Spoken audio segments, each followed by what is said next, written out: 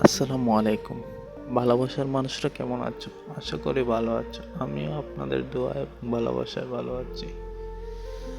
জীবনে এক একটা পথ, এক একটা সময় কঠিন মুহূর্ত আসবে, যেটা আপনার জীবনে কখনো কল্পনা করতে পারেনি। সেটা হচ্ছে ঝড়, তুফান, সুনামি ইত্যাদি ইত্যাদি।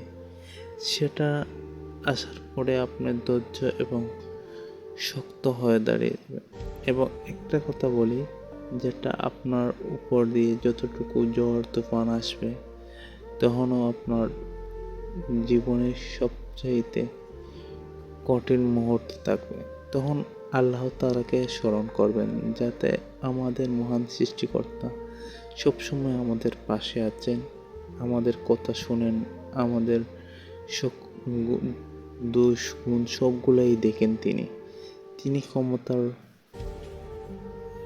শীল, তিনি আমাদের ক্ষমা করেও দিবেন, ক্ষমাশীল। আর আল্লাহ তাআলা সবই দেখেন, তো ধৈর্য আপনার জীবনে থাকতে হবে। আমরা ধৈর্যশীল হয়ে বাঁচতে চাই এবং আল্লাহর ইবাদত করে বাঁচতে চাই। আসসালামু আলাইকুম। ভালো থাকবেন, সুস্থ থাকবেন।